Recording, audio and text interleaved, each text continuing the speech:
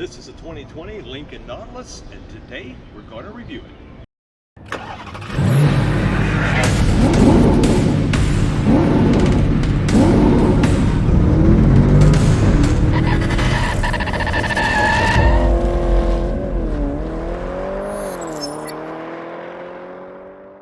Hey folks, I'm Rob. And I'm Nathan. And we are Two Guys in a Ride. Say, today, Nate, what are we doing? Hey, today we are at the Minneapolis Convention Center at the Minneapolis Auto Show. That's right, we're going to review some cars for you. And if you want to keep up to date with all the new cars, trucks, and SUVs, and want to know how to use all the technology that's built inside, plus you like cool collector car stories, take a moment and hit that subscribe button down below and hit that bell notification up above so you never miss a video. That's right. So what do you say, Nate? Let's go look for a ride. Oh yes.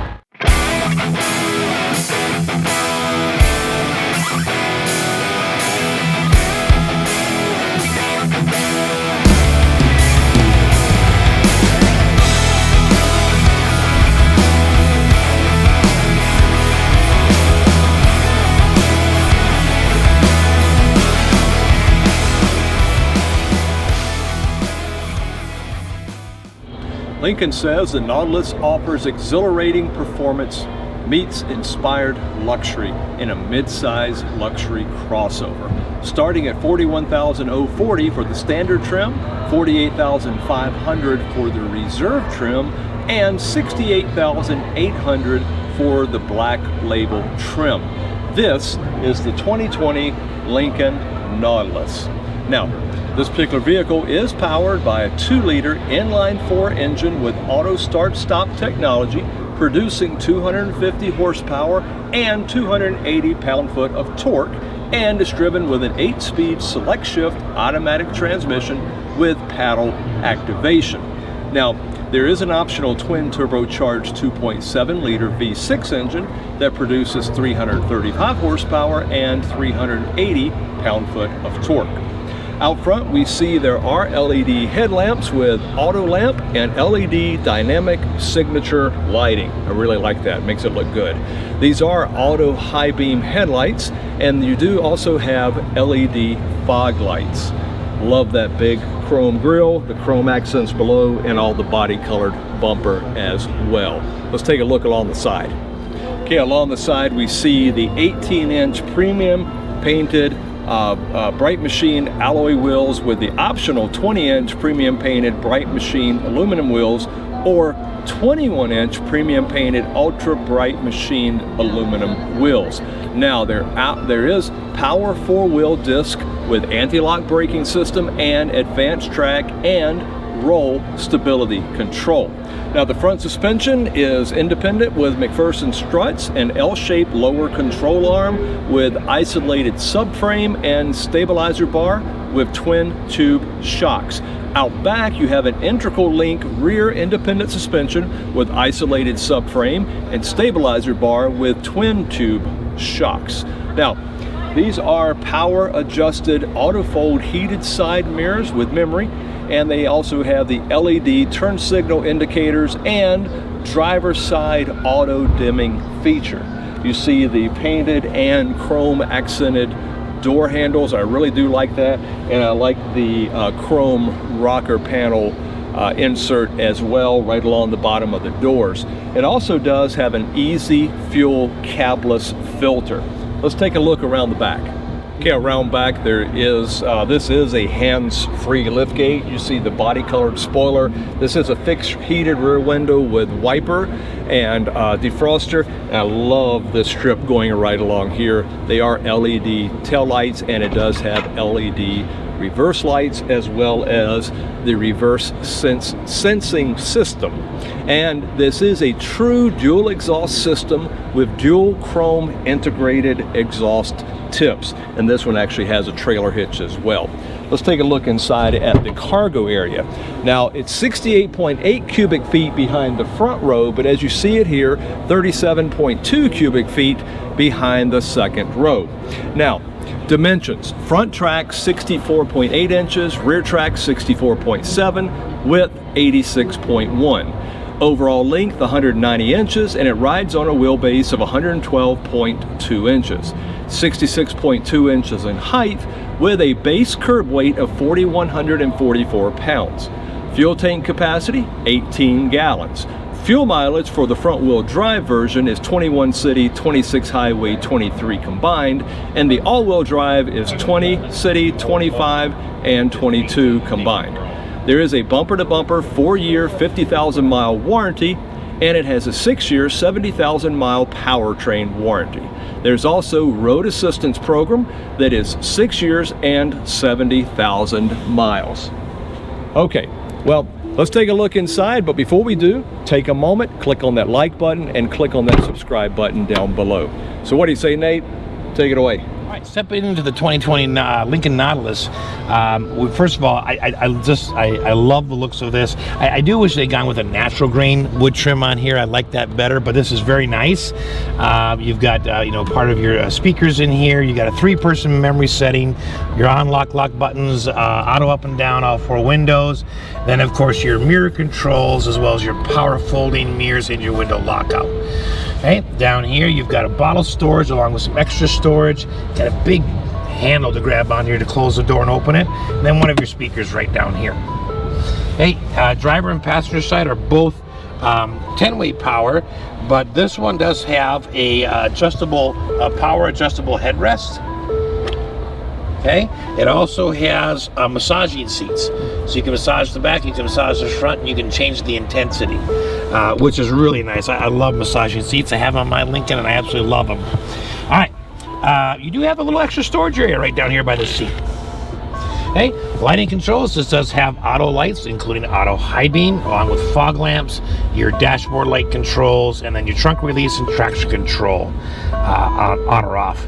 Hey, and this is your parking brake. And this car's got a little bit of power, but not enough that I can actually turn anything on and show you. So we'll go through and show you the buttons and kind of what they do. But over here on the left side of the steering wheel, basically you have media controls. So you've got your scroll left, scroll right, change stations. You got your volume up and down. Down here is all cruise control. So on, off, cancel, gap setting, lane assist, and then set or resume. Moving over to the right side of the steering wheel, this button here, in fact all these right here have to do with the display up here, but also over here. If I press the gear button, then I'll get into the driver's information center, and then I can use this button up here to scroll back and forth through the items, and this is my back button. I can access navigation and media with these buttons right here. Of course, phone off, phone on, and voice command. This does have voice command, and it does include climate control. All right.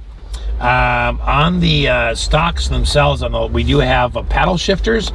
Over on the left here, where you have your turn signals, you have a lane keeping or lane departure system here, and that's a button at the end of the stock. The button at the end of this stock is your rear windshield wiper, and if properly clipped, the car will have every car has a rear view camera, but if it's in the right trim package, it'll have a front camera as well. And whenever you spray the front windshield, it washes the front camera, and whenever you spray the back windshield, it washes the back camera, which I like that they wash both cameras. Okay, all right. Moving over here to the infotainment system here, you've got your push button transmission. Again, not a big fan, but I'm really glad that they moved it up here instead of down here, because I have animals, and Lord knows one of these days they're gonna punch something and I'll go into reverse at 60 miles an hour. All right, this is a sport mode. Okay, it is a touchscreen. It is Apple CarPlay, it's Android Auto, it's Bluetooth capable, it has navigation, voice command, just a plethora of things on there. Very nice system. Moving over to the right, you've got auto start stop defeat. You've got your parking assist button. This car will automatically park you. You have to run the gear shift lever and the brake and or throttle, but usually just the brake. It will parallel park you either left or right. It will perpendicular park you as well, and then it has a easy exit out for parallel parking in case you're worried you're going to crunch somebody's bumper in the front. It will help you get out of there. And it will give you directions on your infotainment screen as to when to stop, when to brake, all that kind of stuff. Love that feature. I have it on my Lincoln, and I absolutely love it. Now, Over here we have, of course, the engine start stop button, and then you've got your auto hold. So this one will have to do with when you're in traffic and you hit the brake, you come to a stop, then when you take your foot off the brake, it'll automatically keep the vehicle braked until you press the accelerator. Okay, glove box. I love it when they put a glove box button. There's no way you can open that thing except for right here, of course. Ta-da, and it's ginormous. It's huge, and it's felt line. Love that. Okay, physical controls for your media center. You've got your volume, power, seek left and right, and then your tune button as well. Okay, down here, these are your climate controls things, and they'll light up when you start up the car. But this is your temperature plus or minus, your fan control, your temperature control for the passenger, recirculatory, AC, that kind of stuff, power button to shut everything off. And then here you have ventilated seats and heated seats on both sides. And then this is your dual button, and again, I love that. So when you change the temperature, if you want to reset it, you press dual and everything goes back. I'm sure it's in the infotainment screen as well, but I like it when that button's there, physical. And then you have the auto temperature right there. If I move this back, I do have a wireless charger along with the USB hookup to get into the Apple CarPlay and Android Auto. Okay, push that, it comes right back. Beautiful cup holders right here. I love this top trim piece on here. Moving on back from there, if I push a little button, this opens up. I've got a storage tray that rotates up. You got a pen holder, it's all felt lined. Okay, very, very nice. You got a coin storage right here. And then down here, you've got a nice light that's lighting up everything. You have a 12-volt outlet right there, along with a standard USB charging port. Moving up to the mirror, this is an auto-dimming rear view mirror. And then you have, of course, your lighting controls for your dome lights. This is your shade closed, your shade open, and then your moonroof open or closed, and then this is the venting button. Back here, I've got a little storage for sunglasses. And then, of course, as you've seen the many Lincolns and also Fords, you have the sensor system built in here. So if it senses any motion after the car is done, it'll warn you. Either through an app on your phone, honking, flashing lights, that kind of stuff, just to make sure you haven't left somebody in there. Or it'll also detect if a piece of glass gets broken or something. Okay, boy, overall, I gotta tell you, I love this look. Really wish we could start it up, but we can't.